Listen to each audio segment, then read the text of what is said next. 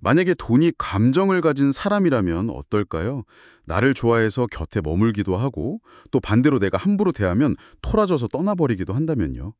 스노우폭스 그룹의 김승호 회장은 바로 이 상상에서부터 부자의 길이 열린다고 말합니다. 그렇죠. 오늘은 단순히 어떻게 돈을 버나 하는 그 기술적인 질문을 좀 넘어서요. 부를 쌓고 또 유지하는 데 필요한 근본적인 철학, 그리고 심리에 대해서 깊이 파고들어 보려고 합니다.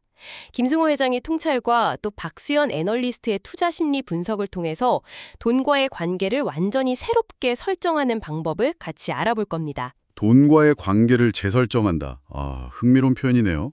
이번 시간을 통해서 여러분은 돈을 그저 쫓아야 할 숫자가 아니라 존중하고 소통하면서 가꿔 나가야 할 관계로 바라보는 새로운 관점을 얻게 되실 겁니다. 자, 그럼 그 첫 걸음부터 함께 떼어볼까요? 좋습니다. 첫 번째 주제는 부자가 되는 가장 현실적인 길입니다. 대부분 막연하게 꿈은 꾸는데 어디서부터 시작해야 할지 막막해하는 바로 그 지점이죠. 맞아요. 김승호 회장이 아주 단호하게 말하더라고요. 부자가 되는 길은 딱 세 가지뿐이라고요. 복권 당첨, 상속, 그리고 사업 성공.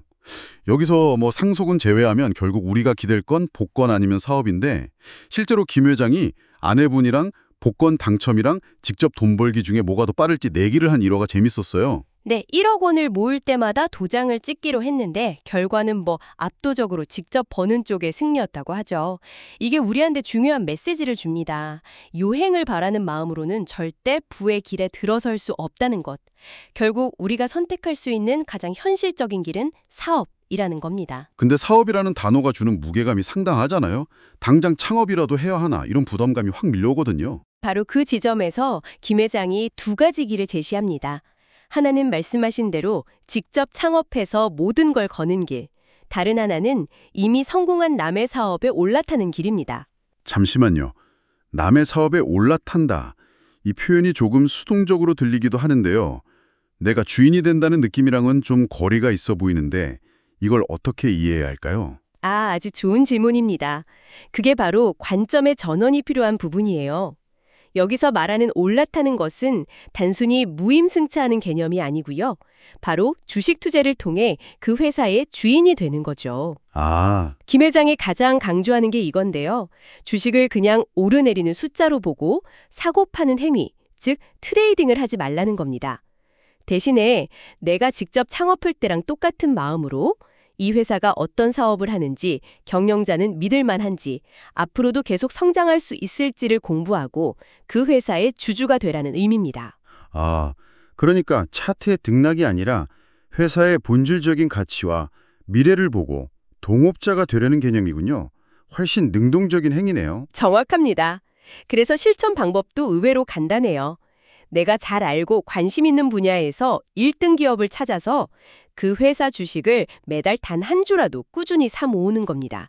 마치 적금 붓듯이요. 중요한 건 단기적인 주가 등락에 일희일비하지 않는 거겠군요. 그렇습니다. 5년, 10년 동안 그 회사의 주주로서 분기 보고서도 읽어보고 주주총회에도 참석하면서 회사와 동행하는 겁니다. 경영 철학이 바뀌는 것 같은 근본적인 변화가 생기지 않는 한 그냥 묵묵히 모아가는 것. 이게 바로 천천히 부자 되기의 핵심 원리입니다. 여러 원칙들 중에서 제가 가장 파격적이라고 느꼈던 부분이 바로 돈을 인격체로 봐야 한다는 주장이었어요. 처음 들으면 좀 비과학적으로 들리기도 하고 약간 미신처럼 느껴지기도 하는데 이게 구체적으로 어떤 의미인가요? 그 부분이 김 회장 철학의 정수라고 할 수 있습니다. 비 오는 맨해튼 백화점 앞에서 겪었던 일화가 이 개념을 아주 잘 보여주는데요.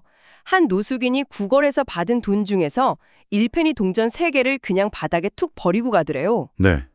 수많은 사람들이 지나가면서 아무도 신경 안 쓰는 그 동전을 그는 마치 다이아몬드를 줍듯이 소중하게 주었다고 해요. 아니 근데 억만장자가 고작 동전 몇 푼 때문에요?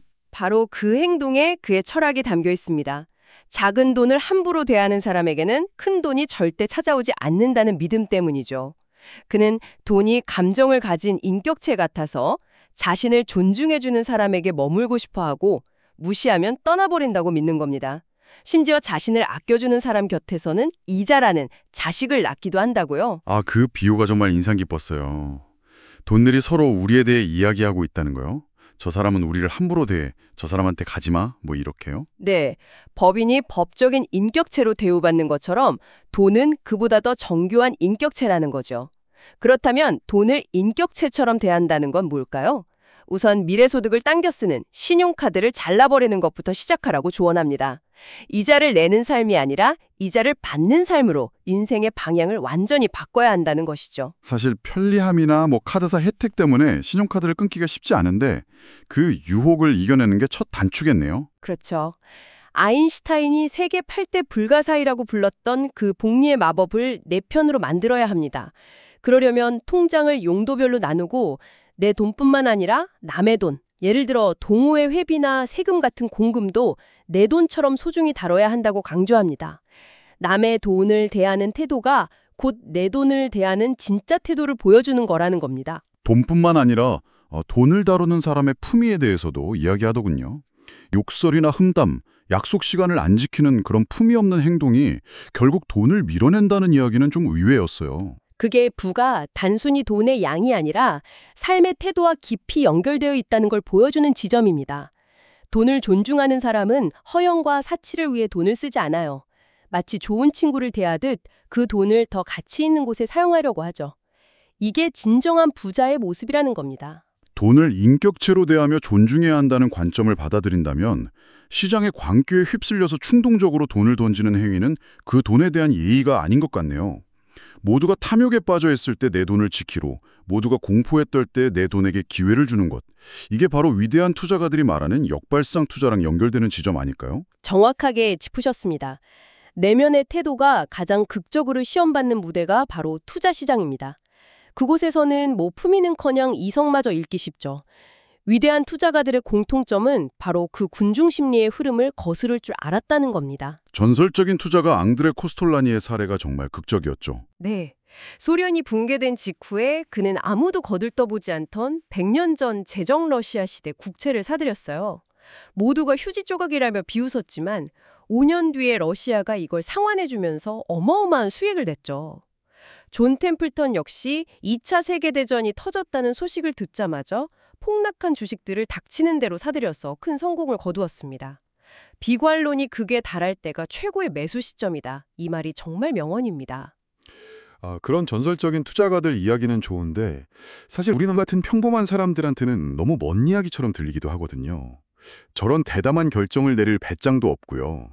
이걸 현실에 적용할 만한 방법이 있을까요? 물론 있습니다. 이런 역발상 투자를 위한 실용적인 도구가 있는데요. 바로 CNN에서 발표하는 공포와 탐욕 지수입니다. 시장 참여자들의 극단적인 감정을 수치로 보여주죠. 아주 단순하게 지수가 극단적 공포를 가리킬 때 분할 매수하고 극단적 탐욕을 보일 때 분할 매도하는 전략을 생각해 볼 수 있습니다. 군중과 반대로 가는 연습을 하는 거죠. 감정이 아니라 시스템에 의존하는 거군요. 워런 버핏이 금융의 중심지인 월스트리트가 아니라 멀리 떨어진 시골 오마하에 머무는 이유도 비슷한 맥락이겠네요. 맞습니다. 수많은 정보의 소음과 군중 심리에서 벗어나서 독립적인 판단을 내리기 위해서입니다. 마크 트웨인의 말이 떠오르는데요. 우리를 공경에 빠뜨리는 것은 무언가를 몰라서가 아니라 확실히 안다는 착각 때문이다. 남들이 모두 확실하다고 외칠 때가 가장 위험할 수 있다는 거죠. 그렇다면 어떻게 해야 그렇게 남들과 다른 생각, 독립적인 생각을 할 수 있을까요? 그게 말처럼 쉽지가 않은데요. 경영의 대가 오마이게니치는 인간을 바꾸는 방법은 3가지뿐이라고 했습니다. 시간을 달리 쓰는 것, 사는 곳을 바꾸는 것, 그리고 새로운 사람을 사귀는 것이죠. 매일 똑같은 환경에서 똑같은 사람만 만나서는 절대 새로운 생각을 할 수 없다는 겁니다. 의도적으로 자신을 새로운 환경과 자극에 노출시켜야 해요. 결국 결심만으론 부족하고 환경 설정을 바꿔야 한다는 말씀이시군요. 그렇죠. 그리스 신화 속 행운의 여신 카이로스는 앞머리만 무성하잖아요. 눈앞에 왔을 때 망설이면 지나간 뒤에는 잡을 수가 없다는 뜻이죠. 시장에 기회가 왔을 때 그 앞머리를 잡으려면 평소에 꾸준히 공부하고 좋은 루틴을 통해 스스로를 단련하며 준비하고 있어야 합니다. 지금까지 부자의 철학하고 투자 전략에 대해 이야기했는데요. 근데 소스들을 보다 보니까 정말 의외의 지점이 있었어요. 우리의 신체 컨디션이 투자 수익률에 직접적인 영향을 미친다는 내용이었습니다. 네, 저도 그 부분이 굉장히 흥미로웠습니다. 한 코인 트레이딩 회사의 사례가 나오죠. 이 회사는 대부분의 사람들이 졸려서 판단이 흐려지는 새벽 2시에 코인을 사고 모두가 활기차게 업무를 시작하는 9시에 파는 전략으로 꾸준히 수익을 냈다고 합니다. 네. 정말인가요? 단순히 생체 리듬을 이용한 전략으로요? 과학적인 근거도 있습니다. 이스라엘 법원의 판결을 분석한 한 유명한 연구가 있는데요.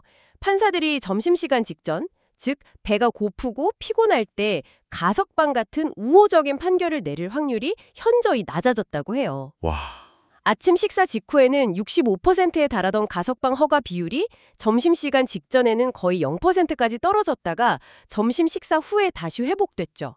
정의는 판사가 아침으로 뭘 먹었느냐에 달려있다는 우스갯소리가 있을 정도입니다. 와, 충격적이네요. 배고픔 같은 아주 원초적인 신체 상태가 한 사람의 인생을 좌우할 수 있는 판결에까지 영향을 미친다니 하물며 내 돈이 걸린 투자 결정은 오죽할까요? 바로 그겁니다. 배고프고 졸리고 화가 날 때는 인생의 중요한 결정을 피해야 합니다. 부자들이 비싼 명품보다 유기농 식재료에 더 돈을 쓰는 이유도 여기에 있어요. 최상의 신체 컨디션을 유지해야 최고의 판단을 내릴 수 있다는 걸 아는 거죠. 사실 우리가 느끼는 막연한 경제적 불안감은 통장 잔고의 문제라기보다 계획의 부재에서 오는 심리적인 문제에 더 가깝습니다. 그리고 그 심리는 신체 상태에 큰 영향을 받고요. 듣고 보니 충동 구매도 대부분 퇴근 후에 피곤할 때 하는 것 같아요. 이성적인 판단력이 흐려졌을 때요. 맞습니다. 기업들은 바로 그 지점을 교묘하게 파고들죠. 명품 매장이 아주 비싼 제품을 쇼윈도에 진열하는 앵커링 효과, 즉 단내림 효과를 이해해야 합니다. 수천만 원짜리 시계를 보고 매장에 들어가면 상대적으로 100만 원짜리 지갑이 아주 저렴하게 느껴지는 착각에 빠지게 되죠. 처음 본 정보가 기준점이 돼서 이후의 판단을 왜곡하는 겁니다. 아, 그래서 자동차 매장에 가도 가장 비싼 풀옵션 모델부터 보여주는 거군요. 그걸 보고 나면 중간 등급 모델이 합리적인 선택처럼 느껴지고요. 정확합니다. 해결책은 의외로 간단해요. 그 순서를 거꾸로 하는 것, 즉 작고 저렴한 것부터 접근하는 겁니다. 베버 페이너의 법칙이라는 심리학 원리가 있는데요. 양초가 하나만 켜진 방에서는 양초 하나를 더 키면 금방 밝아졌다고 느끼지만 이미 1000개가 켜진 방에서는 하나를 더 켜도 변화를 거의 못 느낀다는 원리죠. 변화를 감지하는 능력이 절대적인 크기가 아니라 기존 자극과의 비율에 달려있다는 거군요. 그렇습니다.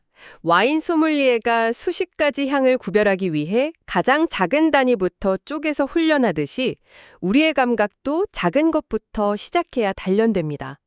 소비든 투자든 작은 단위부터 시작해야 전체를 파악하고 통제할 수 있는 힘이 생기는 거죠. 매달 30만 원이라도 미래를 위해 꾸준히 저축하거나 투자하는 그 작은 행동 하나하나가 우리에게 심리적 안정감을 주고 경제적 자립을 향한 가장 확실한 첫걸음이 될 겁니다. 오늘 정말 많은 이야기를 나눴네요. 부를 쌓는 것이 단순히 돈을 버는 기술의 문제가 아니라 돈을 존중하는 태도와 철학에서 시작된다는 것. 그리고 주식 투자를 간접 경영으로 바라보는 관점의 전환. 또 군중 심리를 이겨내는 역발상적 사고가 필요하다는 점을 배웠습니다. 그리고 이 모든 것은 결국 건강한 신체와 안정된 마음에서 비롯된다는 사실을 기억해야 합니다. 나의 재정 상태는 그냥 혼자 존재하는 게 아니라 나의 신체, 심리, 그리고 삶 전체와 긴밀하게 연결되어 있다는 것. 이게 오늘 나눈 이야기의 핵심일 겁니다. 사실 저도 중요한 계약서에 서명하기 전에는 꼭 식사를 든든히 챙기는 버릇이 있거든요. 이 연구 결과를 보니까 괜히 그러는 게 아니었구나 싶더라고요. 자, 그럼 마지막으로 여러분께 생각해 볼 거리를 하나 던져드리고 싶습니다. 오늘은 우리의 신체적 컨디션이 재정적 결정에 미치는 영향에 대해 이야기했습니다. 그렇다면 여러분의 디지털 환경은 어떤가요? 매일 아침 눈 뜨자마자 확인하는 스마트폰의 앱, 무심코 넘겨보는 뉴스피드, 여러분이 팔로우하는 소셜미디어 계정들이 여러분도 모르는 사이에 여러분의 금융 마인드와 소비, 투자 결정에 어떤 닻을 내리고 있을지 한번 생각해 보시는 건 어떨까요? 오늘 나눈 이야기가 여러분에게 생각할 거리를 주었다면 긍정적인 피드백을 남겨주세요. 더 듣고 싶은 주제가 있다면 여러분의 의견을 알려주세요. 여러분의 피드백은 다음 이야기를 준비하는 데 큰 도움이 될 겁니다. 다음 이야기들을 놓치지 않으려면 구독과 알림을 설정하세요. 여러분의 선택 하나하나가 여러분의 삶을 만들 겁니다.